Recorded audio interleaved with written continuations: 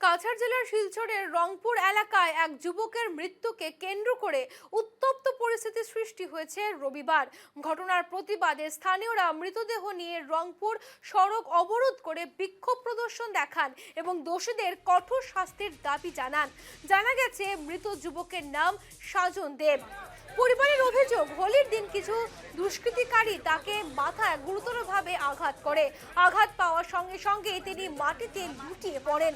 পরে স্থানীয়রা বিষয়টি লক্ষ্য করে পরিবারের সদস্যদের খবর দেন। খবর পেয়ে পরিবারের লোকজন ঘটনাস্থলে পৌঁছে গুরুতর আহত অবস্থায় সাজন দেবকে শিলচর মেডিকেল কলেজ ও হাসপাতালে নিয়ে যান। সেখানে চিকিৎসাধীন অবস্থায় তার মৃত্যু হয় বলে জানা গেছে। এ ঘটনায় পরিবারের পক্ষ থেকে কয়েকজনের বিরুদ্ধে থানায় মামলা দায়ের করেছে।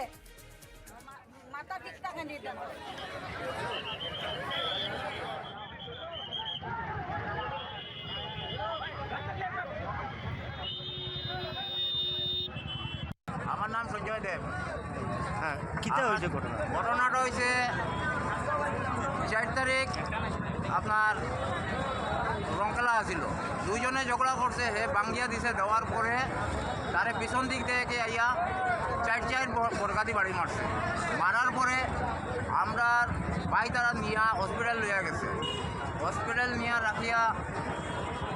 নিয়ে রাখার পরে আজকে 4 তারিখ ঘটনা হয়েছে, কালকে 3টা 15টায় মারা গেছে। 8 মাস হয়েছে বিয়া করছে। হায়দ্রাবাদ থেকে 4 তারিখের তার টিকিট আসিল। 4 তারিখ যাইতো রংকলার দিন, হে আবার রিটার্ন যাইতো।